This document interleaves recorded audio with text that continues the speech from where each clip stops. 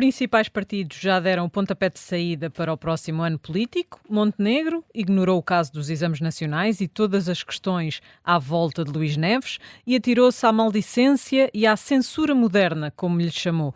Carneiro e Ventura não pouparam o primeiro-ministro, mas tiveram posturas bem diferentes neste arranque de ano político. O líder do PS parece estar mais interessado em aproveitar o próximo ano para cimentar uma alternativa de confiança que convença os portugueses, enquanto André Ventura, que diz que o país não pode andar de eleições em eleições de 6 em 6 meses, jurou estar pronto para governar. Resta saber quando é que essa hipótese volta a surgir. Este é o tema para a jogada da semana, na segunda parte do programa. Eu sou Inês André Figueiredo e estou convosco em mais um episódio do Fora do Baralho da Rádio Observador. Para discutir a atualidade, juntam-se à mesa os ases Jorge Fernandes, Luís Aguiar Conraria, Nuno Garopa e Susana Peralta, e começamos pelos naipes, mais precisamente pelo do Luís Aguiar Conraria, que, à boleia de um dos temas da semana, o estudo sobre a segurança social encomendado pelo Governo, traz paus para estudos de 200 e 600 páginas. Luís, este tem 607, já tiveste tempo para ler? Ainda por cima foi publicado hoje, não é? Portanto, está-se mesmo a ver.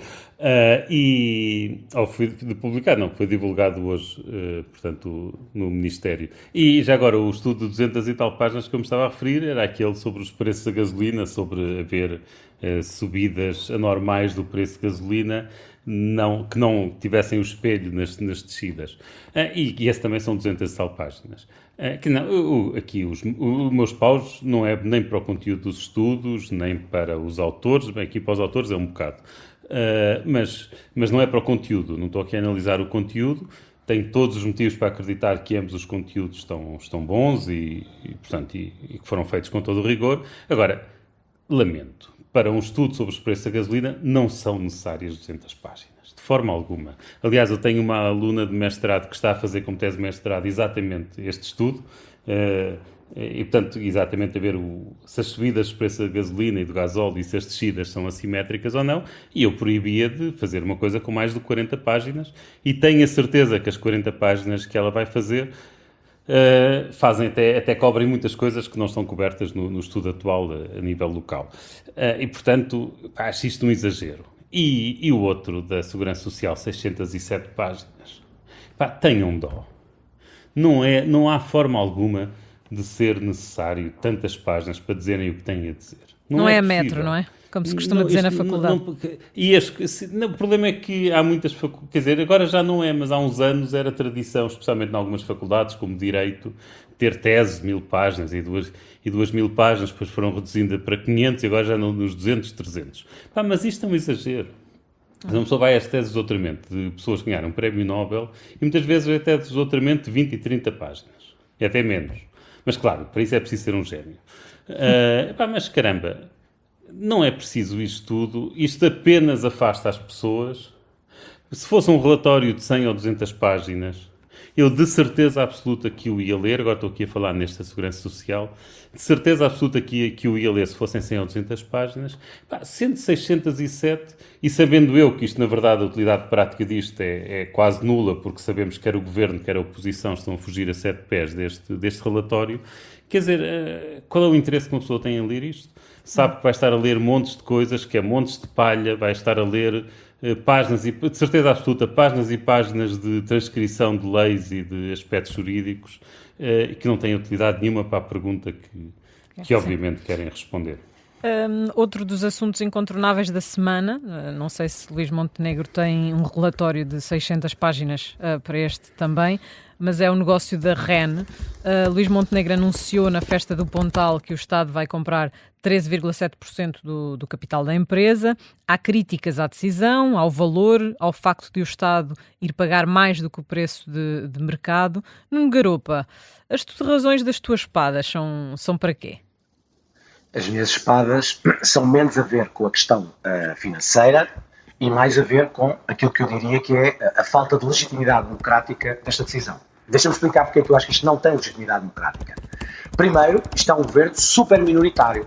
Portanto, um governo super minoritário não deve tomar decisões desta natureza sem consultar os partidos da oposição, que não foram consultados, e sem consultar a Assembleia da República, e a ser apresentado num comício partidário. Portanto, primeira coisa, não é assim que se faz uma alteração tão significativa como esta. Segundo, para mim mais grave, não só não estava no programa eleitoral da AD, como já muita gente disse, isto não estava no programa eleitoral da AD, estava no programa eleitoral de outros partidos contra os quais a AD pediu o voto. Portanto, isto estava no programa eleitoral de partidos de esquerda contra os quais o Primeiro-Ministro pediu o voto, e no programa eleitoral do PSD o que estava era exatamente o contrário. O que estava era reforço da regulação, reforço da independência dos reguladores, melhoria da regulação na área da energia. Não estava esta aquisição. Portanto, isto não estava no programa eleitoral e é uma reversão daquilo que tem sido a política da AD, do PSD em concreto, nos últimos 15 anos. Aliás, o spin dos apoiantes do Primeiro-Ministro da Comunicação Social é que isto é para emendar um erro de Pedro Passos Coelho. Só que Pedro Passos Coelho, quando privatizou, tinha maioria absoluta, tinha a confiança da Assembleia da República. Agora querem readquirir um governo hiperminoritário sem a confiança da Assembleia da República. E, portanto, na minha opinião, há uma enorme falta de legitimidade democrática. Não ponho em causa a legitimidade formal, porque infelizmente o sistema constitucional permite estas coisas, mas é uma enorme falta de legitimidade democrática e o argumento contrário, que já sei, que já nos ouvimos também, é que as pessoas não querem saber dos programas eleitorais, isso dos programas eleitorais não interessa a ninguém, era só que faltava os governos não poderem mudar ideias, era só que faltava os partidos não poderem fazer uma coisa e o seu contrário. Só que todas estas desculpas não são próprias de uma democracia representativa, são próprias de uma democracia plebiscitária, em que o eleitor passa cheques em branco a quem ganha as eleições. Mas achas Só que um não é eleitor isso. pode sentir-se traído pelo voto na AD por causa desta situação? Eu acho que já é a segunda situação, porque o pacote laboral já foi o mesmo problema. Não estava no programa eleitoral e depois fazem. E estão muitas coisas no programa eleitoral que estão por fazer. Portanto, então para que é que servem os programas eleitorais? Então para que é que servem as eleições? Se os partidos depois fazem o que querem, lhes apetece, e aquilo que está nos programas eleitorais é só para fingir, e os 15 dias de campanha eleitoral é só para fingir. Se esta é a nossa versão da democracia, então nós temos um problema sério com a nossa democracia representativa, penso eu. Passamos então para os naipes vermelhos. Contigo, Susana Peralta, trazes copas para o Miguel de Faria e Castro para falar de um trabalho publicado no ECO, que tem como título A Erosão Persistente do Capital Público em Portugal. O que é que tens de bom ou de mal a dizer sobre este texto? Não, este texto é em contraponto às centenas de páginas, aos estudos que o Luís Conraria começou por mencionar aqui, e é de facto, não sei, porque isto obviamente é uma publicação no ECO, que é um jornal online, e eu não me dei ao trabalho, mas eu diria que este trabalho do Miguel terá o quê? 4 ou 5 páginas, no máximo, se tivéssemos que colocar isto num documento autónomo. E de facto é um trabalho cheio de sumo. Portanto, como estava a dizer o Luís, nós não precisamos de muitas páginas para contar histórias muito poderosas e para defender teses bastante bem. Como é que eu queria dizer uma palavra agora, mas bastante bem bastante sólidas e bem argumentadas. Obrigada, era a palavra que me estava a faltar. Bom, obrigada a ti. O Miguel Castro, para quem não conhece, é um economista, um macroeconomista português. Vamos aqui passar a palavra ao Jorge, enquanto tentamos aqui restabelecer a ligação com a Susana. E o Jorge Fernandes traz-nos ouros para o movimento de mulheres conservadoras que foi criado em Portugal e conhecido na última semana, que conta com algumas caras conhecidas do Chega, desde logo deputadas, e tem dado muito que falar. O que é que tens a dizer sobre este movimento, Jorge, e os teus ouros são para quê? Os meus ouros, acima de tudo, são para, no fundo, a mudança estrutural que está a existir em Portugal e que é claramente representada e está muito bem espelhada neste movimento. Há 15 anos atrás, por exemplo, um movimento destes seria praticamente impensável, ou seria visto como uma coisa ultramontana e que sem o mínimo de expressão social ou eleitoral, e neste momento isso já não é verdade. E eu acho muito bem que haja correntes sociais, todas as correntes sociais que assim o entendam, democráticas, claro, e esta se estruturem para darem voz a posições conservadoras. Dito isto, há algumas coisas interessantes neste grupo, ou neste movimento, que enfim, que ainda, supostamente, segundo aquilo que é público, será cristalizado mais para o final do ano, que são um bocadinho estranhas, digamos assim, estranhas à sociedade portuguesa e à Europa. Era isso que eu queria. Eu acho que o ponto fundamental é este. A natureza deste grupo é uma natureza tipicamente que se vê nos Estados Unidos, por exemplo, ou que se vê no Brasil. Daí, por exemplo, para que não restem dúvidas, de resto, há uma deputada brasileira que faz parte do partido de Jair Bolsonaro, do Partido Liberal, que está neste grupo e, portanto, de resto já apareceu com estas pessoas em público. E uma das primeiras coisas que é estranha a Portugal e à cultura política portuguesa, pelo menos desde 25 de Abril, é esta ligação bastante evidente e bastante patente entre a Igreja e a política. Não uma Igreja em particular, mas a ideia de motivar e explicar preferências políticas, públicas e ideais de sociedade através da religião. Portanto, tipicamente na cultura política europeia, ao longo dos anos, a religião era uma coisa do foro privado e claro que as pessoas que eram religiosas tinham um determinado tipo de preferências, mas isso não era utilizado como, digamos, justificação para movimentos políticos. E claro, quer dizer, é preciso também sermos claros quanto ao efeito que este movimento quer. O que este movimento quer, no fundo, são movimentos auxiliares que pretendem mobilizar eleitoralmente camadas sociais para votar no Chega. Não vamos dourar a pílula para pensar que isto é uma coisa diferente do que aquilo que é. Mas percebes esta tentativa ou alegada tentativa do Chega a ir buscar os evangélicos ou tentar voltar a esta franja da sociedade? Porque, na verdade, há uns anos, no início do Chega, falava-se muito deste tema.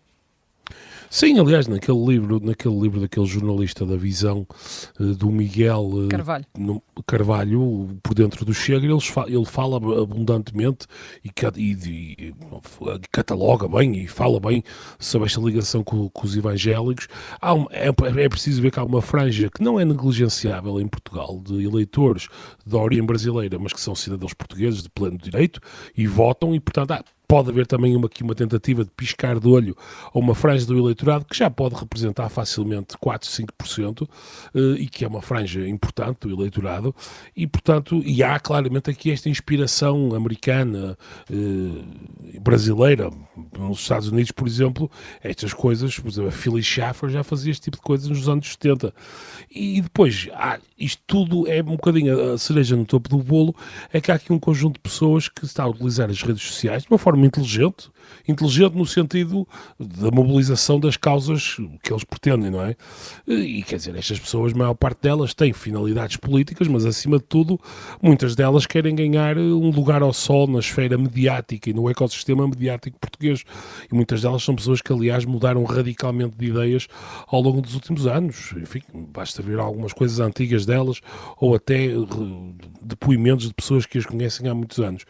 Tudo isto para dizer, e é que o naipe é mais um alerta, não é um alerta, é um marcar de um ponto sobre algo que eu acho que nós vamos ter, se materializar como parece estar a acontecer, sobre algo que está a mudar na sociedade portuguesa e algo que nós vamos ter que olhar e perceber com atenção dentro de uns meses ou de 1 ou 2 anos, exatamente que tipo de poder de mobilização, inclusive a nível, por exemplo, das camadas mais jovens da sociedade, através da sua grande penetração nas redes sociais.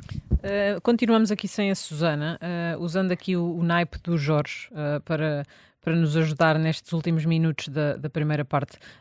Queria perguntar ao Luís e ao Nuno, ou ao Luís e ao Nuno, dependendo aqui do tempo de cada um, o que é que acham deste tipo de movimentos, neste caso conservador, mas outros que também vão aparecendo cada vez mais? Luís, Nuno, força. Ok, Nuno, começas tu? Não, eu ia só dizer, vamos lá ver, o Jorge disse coisas que são corretas, mas em Portugal já tivemos, durante muito tempo, houve o MCDS, as mulheres do CDS, que foi extinto a seu tempo, e havia as mulheres do PSD. Portanto, a questão é se estes movimentos são apenas uma versão 2.0 daqueles movimentos que já houveram há alguns anos e agora, evidentemente, no ecossistema mediático e nas redes sociais, porque estamos em 2026 e não estamos em 1976. Portanto, fica-me a dúvida até que ponto isto é assim tão novo no espectro português. Luís. Olha, eu acho que estamos numa fase de movimentos, de algum certo radicalismo, quer em movimentos de esquerda, quer em movimentos de direita. Portanto, na esquerda vê-se com aquele wokeismo e aqui vemos o espelho do wokeismo, não é? Portanto, naqueles movimentos wokeistas quase não se pode dizer que uma mulher pode querer ficar em casa se lhe apetecer e tem esse direito. E nestes é quase o contrário, o lugar das mulheres é mesmo de suporte ao marido. Mas acho muito bem que estes movimentos existam, portanto, se existem pessoas com estas opiniões, acho bem que se organizem. Do ponto de vista do Chega, eu acho que isto, para mim, é bom, quer dizer, é mau para o Chega e, portanto, eu gosto que estes movimentos existam, porque acho que estes movimentos ajudam a reforçar a ideia de que o Chega é um partido radical. E que tem uma mensagem radical e que tem uma mensagem para a nossa sociedade que é horrível, e acho que isto vai contribuir para que o Chega não consiga passar daquele patamar onde já está hoje. Portanto, por um lado acho bem que estes movimentos existam, desde que haja opiniões para eles, claro, existindo, neste caso em concreto, por motivos puramente egoístas, digamos assim, acho bom, porque acho que vai prejudicar o Chega. Ficamos por aqui nesta primeira parte do Fora do Baralho. Voltamos para a segunda sobre as rentrées do Chega, do PS e do PSD.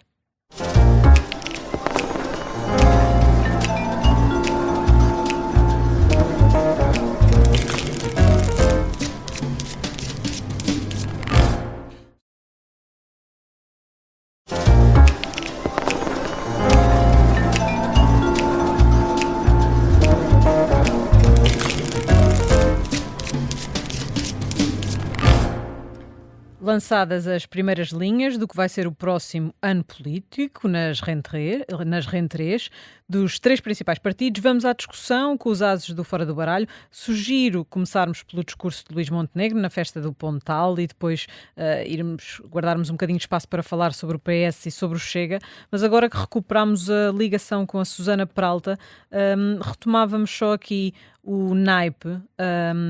Susana, não sei se agora já nos consegues ouvir bem. Estavas a dizer-nos que se tratava de um estudo curto, mas com bastante sumo. Força.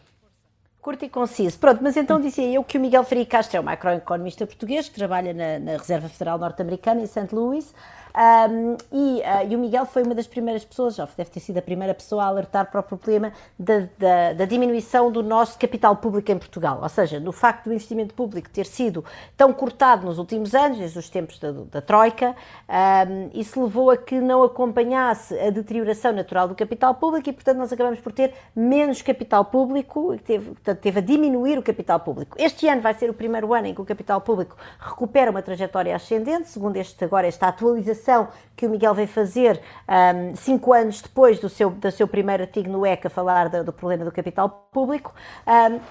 No entanto, apesar de haver agora uma recuperação do capital público, estamos, enfim, a investir mais do que a deterioração do capital, do que a depreciação do capital, que, como eu explicava e acho que foi cortada, é um fenómeno físico, é um fenómeno económico, não é uma operação contabilística, ou seja, estamos a falar de carros, sei lá, da polícia, veículos do Estado que já não estão em tão boas condições, estamos a falar de sistemas informáticos obsoletos, estamos a falar de edifícios com problemas de infiltrações, disto e daquilo, ou vetustos e pouco funcionais, e, portanto, isso causa, de facto, um estrangulamento ao funcionamento da economia, não só no setor público, porque uma parte importante do capital público são também as infraestruturas de transporte, portanto é um estrangulamento a toda a atividade económica. Pronto, e o que o Miguel veio explicar é que agora finalmente estamos numa trajetória ascendente, porém, como o PIB também cresceu, nós temos um capital público, neste momento, em percentagem do PIB, semelhante ao que tínhamos no início dos anos 90. E isto é uma medida, de facto, da maneira como este atraso do nosso Estado acaba por estar a condicionar a nossa economia.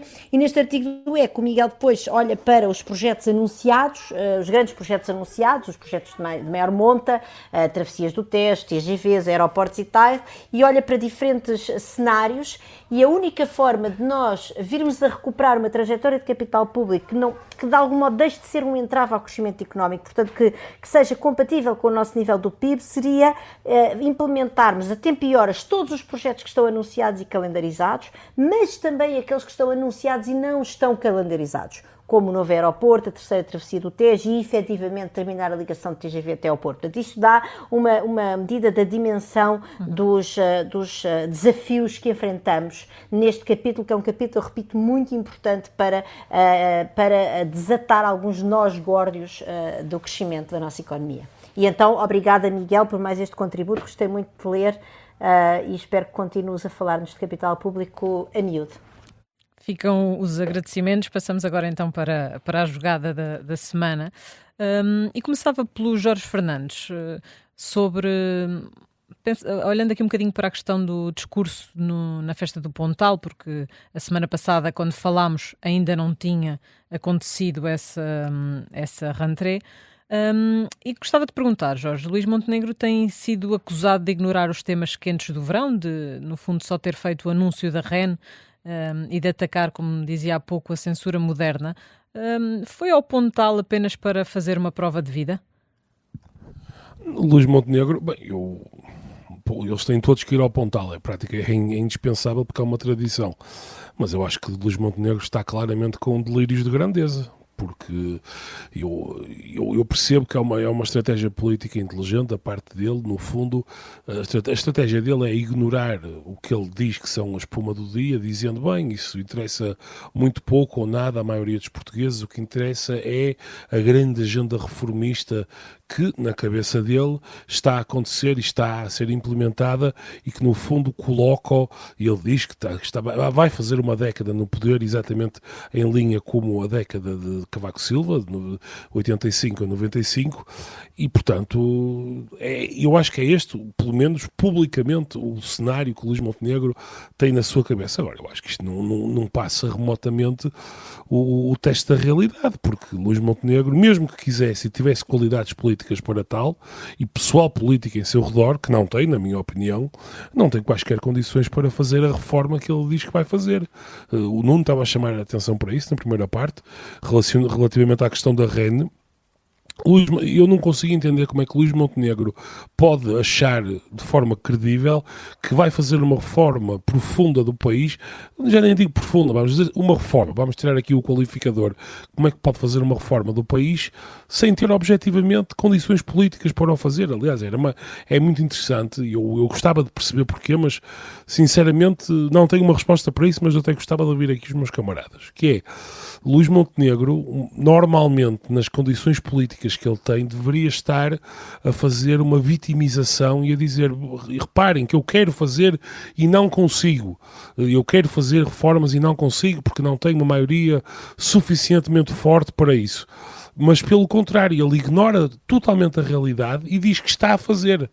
E está a fazer reformas que não sabemos muito bem quais são, nem com que condições políticas, nem quem as aprova, nada, quer dizer, são reformas que eu acho que só existem na cabeça dele, do Hugo Soares e de mais meia dúzia de pessoas ligadas ao círculo íntimo do PSD, ou do governo. Quer dizer, isto depois liga-se àquela questão, eu vou terminar já, liga-se à questão do que ele diz, que fala da comunicação social. No fundo é aquela velha história de, são todos uns mais línguas, o Sócrates chamava isto, é a política do bota abaixo, pessoas que só dizem mal de Portugal, nós temos que puxar para Portugal. É uma coisa de vagamente, enfim, onírica, que não sabemos muito bem, que não é baseada rigorosamente em nada, mas acham que puxar por Portugal é suficiente para mudar alguma coisa na realidade. Quer dizer, quando a realidade impõe-se e a realidade é o que é. E, portanto, Montenegro vive nesta espécie de realidade paralela que eu não imagino quanto mais tempo ele conseguirá manter, mas aparentemente não há alternativa e, portanto, estamos neste pântano político e económico. Susana, concordas com o Jorge? Montenegro até estava numa altura em que podia jogar aqui pela vitimização. Eu fui recordar o que tinhas dito a semana passada antes de ouvirmos o Primeiro-Ministro, e dizias esperar que Montenegro sacasse algum coelho da cartola no Pontal. A REN pode ser considerada esse coelho ou nem por isso? Pois é, eu também me lembrei disso, sabes? Eu estava exatamente, ia começar por aí por dizer que eu tinha previsto que ele ia sacar um coelho da cartola. Não sei se a REN conta como um grande coelho da cartola, mas eu recordo que ele foi nas jornadas parlamentares do PSD, ou no Congresso do PSD, tinha saído com o Fundo Soberano, não é? Portanto, dá a ideia que agora as suas novas ideias são assim ideias mais mais macro, de coisas que ele acha que realmente que dão assim alguma credibilidade, ou de um país assim com um país assim viril, não é? Que vai retomar a sua rede elétrica, que vai ter um fundo soberano e tal. Mas quer dizer, eu não percebo muito bem. Ele abandonou a ideia de andar a fazer anúncios que no fundo lhe compravam eleitorado, não é? Anúncios aos pensionistas, anúncios aos jovens, como eu falei aqui da semana passada, que era um bocadinho que eu estava à espera, e virou-se para estas grandes ideias quase de galvanizadores, ou que enfim ele entende que são galvanizadores de algum modo, mas lá está, quer dizer, a outra parte que eu tinha afirmado na semana passada, que é que ele é basicamente um primeiro-ministro que anda a apanhar bonés, porque ele não tem nem estratégia, nem tática já tem, porque ele andou a tentar jogar-se nos braços do Chega na primeira parte deste seu segundo mandato e acabou por levar uma tampa monumental com a reforma laboral e, portanto, neste momento ele não sabe muito bem para que lado é que está a virar. E vir com estas grandes ideias, enfim, que ele acha que são portadoras de um novo Portugal, não é? Ainda parece mais absurdo, mais bizarro. Ou seja, no fundo, o que eu não mudo certamente é o meu diagnóstico, que é um homem perdido que não sabe para que lado é que está de virar. E depois tira estas coisas assim, porque deve achar que isso impressiona o povo. Espero bem que não, espero bem que o povo não se deixe impressionar por isto. Nuno Garopa, concordas que Montenegro anda a apanhar bonés? Já falaste do negócio da REN na primeira parte, mas o restante discurso de Luís Montenegro também te deixou a desejar? Eu diria que Luís Montenegro, como aliás o Jorge e a Susana já disseram, está sem estratégia. E, portanto, é um discurso vago, sem estratégia. Mas, ao contrário, talvez, do que eles estavam a dizer, eu acho, do ponto de vista tático, Luís Montenegro não está tão em má forma como se possa pensar. Porque, vejamos, a sessão legislativa que vai arrancar tem duas coisas, fundamentalmente neste momento: o Orçamento de Estado e a CPI a Luís Neves. É verdade que a AD não está em bom estado para o Orçamento de Estado, porque é um Orçamento de Estado que já não vai poder comprar votos, como disse a Susana, até porque não vamos ver até que ponto é que tem que ter já algumas medidas, de alguma forma, de austeridade, dado o déficit, e a CPI, obviamente, vai fritar a AD. Só que, por comparação, o PS está em pior estado, porque o PS tem que viabilizar o Orçamento de Estado, tem que ser a bengala da AD, e o PS também vai ser frito na CPI a Luís Neves. Mas o PS pode achar que ganha eleições, mas tem medo de provocar eleições. E isso joga a favor de Luís Montenegro. Depois, deixa-me só para dizer, para terminar, as sondagens são más para a AD neste momento, mas não são tão más assim. Ou seja, são más, a AD está em terceiro lugar, está em muitas sondagens abaixo do Chega, mas há duas coisas nessas sondagens que são boas para a AD. Primeiro, a IEL não arranca. Esse seria o partido que iria buscar voto moderado, que está muito insatisfeito com a AD em matérias de Luís Neves, em matérias de falhanços. Não arranca. Portanto, a IEL não arranca. O Chega, é verdade que está com 23%, 24% nas sondagens, mas como disse o Luís há pouco, está onde tem estado. O Chega, neste momento, não consegue ir buscar os votos AD que votaram na segunda volta em André Ventura. Estão aí 600 mil votos que o Chega, neste momento, nas sondagens, não consegue ter. Portanto, a AD está em terceiro lugar, mas fundamentalmente à custa de perder votos para o PS.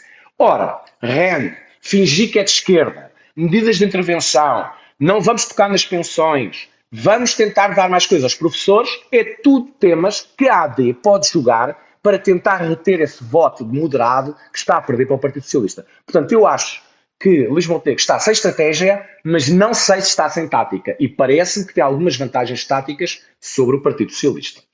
Luís Aguiar Conraria, és o último, por isso já levas aqui um grande rol de argumentos. Com tudo aquilo que o Nuno dizia agora, Luís Montenegro devia mesmo apostar na vitimização que o Jorge falava há pouco? Eu não sei, eu não sei mesmo. Estas táticas, eu não sei quais são as táticas adequadas. Não sei responder a essa pergunta. Eu não acho assim tão Deixa-me só, perdido. então, acrescentar aqui uma coisa. Se encontras alguma justificação para Luís Montenegro ter ignorado por completo, já não digo o caso de Luís Neves, mas, por exemplo, dos exames nacionais que afetou tanto as famílias. Acho que. Não, aí é óbvio, não é? Portanto, são maus casos, não são adequados para um ambiente de festa. Ir ali fazer uma festa com a forma como decorreram os exames era complicado. E até percebo que possa vir a usar com alguma força o argumento de nós não temos medo de errar porque estamos dispostos a corrigir, mas queremos mesmo reformar. Eu penso que ele poderá usar esse argumento no caso dos exames, da correção dos exames, o que ajuda a responder também um bocadinho à pergunta do Jorge. Pelos vistos, alterar a forma como se corrigem os exames é uma reforma. Portanto, eu penso que ele poderá usar isso, mas só depois do processo fechar, não é? Portanto, neste momento ainda é cedo, houve alguns casos que foram parar a tribunal, que não correram bem para o Ministério, e, portanto, eu penso que isso poderá ser usado, mas se calhar só mais no futuro, se calhar só lá mais para outubro, quando o processo de entrada nas universidades estiver concluído. Agora, mas eu queria aqui responder. A mim não me parece que eles estejam perdidos. Acho que a mensagem de Montenegro é clara, que é nós fazemos as reformas que são possíveis fazerem neste quadro institucional e não fazemos mais porque não nos deixam. Quer dizer, isto é mentira? Eu diria que não. E pronto, e portanto eles têm este discurso ensaiado e vão usá-lo. E também me parece que, também aqui discordo um bocadinho no Nuno Garopa, também me parece que o José Luís Carneiro não está propriamente perdido nem nada disso. Ele tem também uma estratégia muito bem definida, que é manter este governo lá quanto mais tempo melhor, e com isso ir solidificando a sua posição no PS e também ir constituindo uma alternativa. Eu percebo que como é que se chama? Portanto, André Ventura é assim um bocado histérico e, portanto, semana sim, semana não, diz que está pronto para liderar o país e por aí fora. O José Luís Carneiro combate pelo eleitorado moderado e, portanto, prefere ter um discurso mais moderado. E, portanto, prefere dizer que está a preparar um governo e que um governo precisa de tempo para ser preparado. E eu acho que para o eleitorado a que o José Luís Carneiro se dirige, este é o discurso adequado. Mesmo que muitas vezes nos pareça curtinho, uma pessoa gostava que fosse mais bruto aqui ou ali, mas na verdade eu acho que no longo prazo, acho que no longo prazo isto funciona. Aliás, como se viu com o António José Seguro, eu sei que é uma eleição diferente, mas funciona. Uhum. Olhando aqui um bocadinho para a oposição, já tocaram em alguns pontos. No caso de André Ventura, quando fez o arranque do ano político, já era conhecido o estudo sobre a segurança social, o que levou o líder do Chega a questionar o timing. Disse até que este estudo servia apenas para neutralizar a proposta da descida da idade da reforma e prometeu também insistir nessa medida, mas também disse que o governo iria acabar a cortar pensões. Jorge, este tema pode tornar-se facilmente uma arma política contra o governo ou já se tornou uma arma política contra o governo? Acho praticamente impossível, a não ser que Luís Montenegro deu um tiro nos pés monumental, mas eu acho que Luís Montenegro já no fundo já deu por encerrado o tema das pensões. Eu não dizia o corte das pensões, estava a dizer o estudo sobre a segurança social em si. Não, porque o próprio, eu ouvi de Leitão Amar esta semana a dizer, bem, o estudo é muito importante, é mais um contributo para o grande debate, que no fundo é um debate que nunca acaba sobre as matérias das pensões e a sustentabilidade da segurança social, mas Leitão Amaro, pelo menos achei bastante claro ao dizer que não havia rigorosamente nada ali que pudesse de alguma maneira ser aproveitado, isto é, para o governo agir no imediato. Aliás, seria um suicídio político, como Pedro Passos Coelho bem sabe, e o trabalho que o PSD teve para conseguir recuperar o eleitorado mais idoso, digamos assim, seria um suicídio político para Montenegro, que já tem, apesar de tudo, uma posição periclitante. Seria uma tragédia para ele se metesse em alguma aventura de reformar a segurança social de qualquer maneira. Portanto, aquilo que eu antevejo é que este estudo agora apareceu e aí, como apareceu, vai desaparecer e daqui a uma semana já ninguém mais quer saber disto e, portanto, não será ninguém, nem André Ventura, nem Carneiro, nem Luís Montenegro pegaram nisto. Eu só por acaso digo só uma coisa durante 10 segundos sobre esse estudo, porque eu achei muito curioso o facto de haver debate sobre factos Isto é, eu confesso que fiquei baralhado, porque as pessoas que fizeram um estudo dizem que há um déficit de 2 mil milhões, ou não sei exatamente, mas quer dizer, uma quantia absolutamente avultada. E do outro lado, garantem-nos que não há déficit nenhum, que está tudo bem. Quer dizer, nós podemos debater as estratégias, isto é um bocadinho a maneira como a política portuguesa funciona. Nós podemos debater diferentes modelos de segurança social, enfim, podemos debater o que é que seja. Mas nós temos que, assim, os factos não são debatíveis, digamos assim. A verdade existe para ser descoberta, não existe para nós amoldarmos como queremos. Eu achei muito curioso nesse estudo essa divergência tão grande de factos. Mas, Jorge, não é uma questão de divergência de factos, não é? É uma questão de... Ou seja, a segurança social é um sistema dinâmico e actuarial, não é? Portanto, há pessoas permanentemente que estão a entrar para o universo dos contribuintes, há pessoas em permanência que estão a entrar para o universo dos beneficiários. Cada uma dessas pessoas, consoante a sua geração, tem diferentes formas, não de contribuir, porque essa é bastante estável, mas depois da maneira como a sua pensão é calculada em função da sua carreira contributiva. Portanto, isso são tudo factos. Agora, como é que tu depois, as contas, claro que as contas não estão erradas do ponto de vista matemático ou actuarial, mas eu julgo que até o próprio Jorge Bravo já disse numa entrevista, embora eu devo dizer que eu aterrei há pouco em Lisboa e tenho estado bastante fora do mundo, vou começar agora a inteirar do que está a acontecer neste país, mas ele próprio disse que isto não dispensava um estudo actuarial da questão das pensões, porque aqui o problema é, quando tu integras os funcionários públicos no sistema de pensões normais, mas há ainda uma geração de pessoas que contribuem e que vão ter uma pensão da Caixa Geral de Apresentações, que era um sistema à parte dos funcionários públicos. De um ponto de vista dinâmico, esse é um problema que tem um fim, tem um final, estás a perceber? Portanto, essas pessoas, efetivamente, neste momento, a Caixa Geral de Apresentações é um problema no curto, médio prazo, mas é um problema que nós sabemos que vai ter um fim quando todas as pessoas que vão ser beneficiárias de uma pensão da Caixa Geral de Apresentações morrerem. E, portanto, Susana, desculpa, mas eu acho que estás mesmo a fugir à questão essencial. A questão essencial é que, neste momento, também na CGA, todos os funcionários públicos descontam os seus 11%, mais os 23% e tal, portanto há 34%, cerca de um terço. Cerca de um terço do ordenado dos funcionários públicos é posto de lado para pagar pensões. Cerca de um terço do ordenado dos funcionários do setor privado é posto de lado para pagar pensões. E isto tudo não dá para pagar as pensões que estão a pagamento em Portugal. Portanto, isto é o facto. Há um prejuízo, há um déficit de perto de 2 mil milhões de euros. Portanto, claro, tu estás a alimentar a narrativa. Desculpa, está bem, eu sei que é dinâmico, mas o dinâmico aqui, é nos dois sentidos. Porque um dos motivos pelos quais a Segurança Social está com excedente é porque desde 2005 que todos os funcionários públicos que entram vão para a Segurança Social e como a Segurança Social não paga reformas a funcionários públicos porque estavam do outro lado, isto é quase como se fossem imigrantes, em que entram sem sair. Mas eu sei que tem estado fora do país e por isso não te apercebeste. Grande parte do debate aqui em Portugal tem sido dos partidos de esquerda a dizer que não se podem olhar para as duas coisas de forma integrada. E que dizer que há um prejuízo anual de cerca de perto de 2 mil milhões de euros, que é uma falácia e por aí fora. E isso é a mensagem que tem estado a ser passada.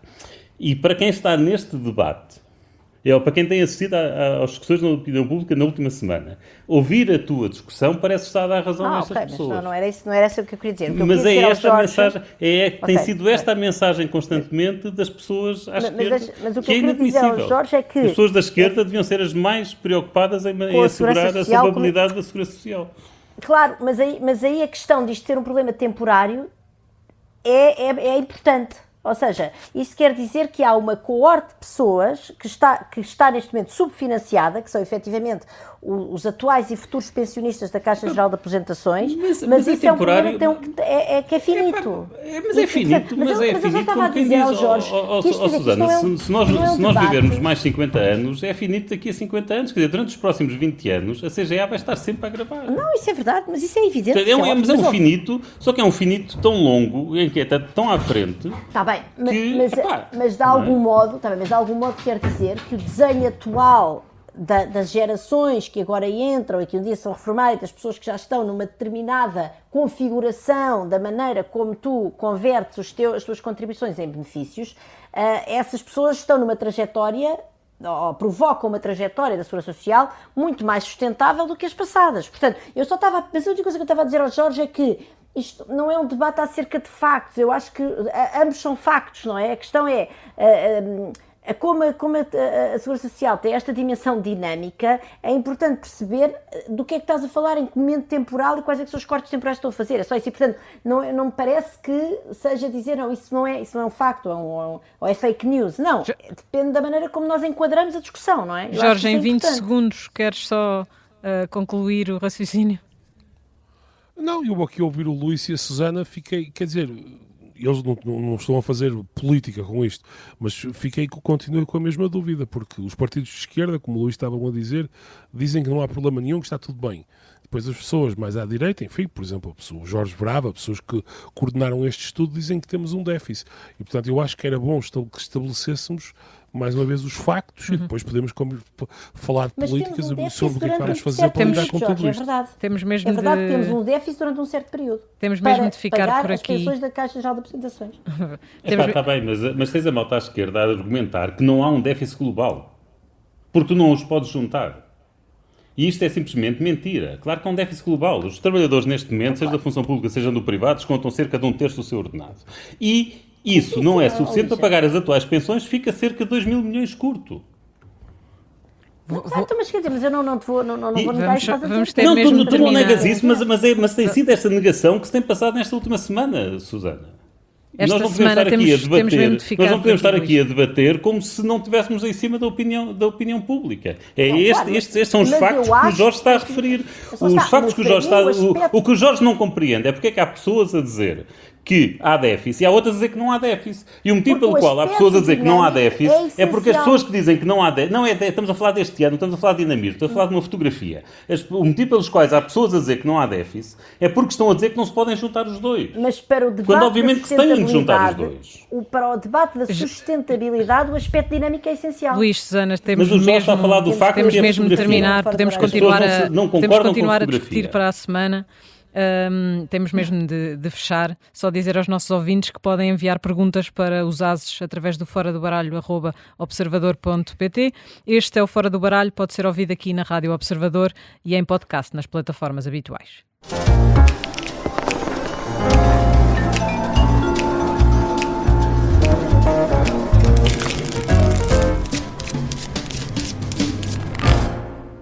Este programa tem o apoio de BetClick.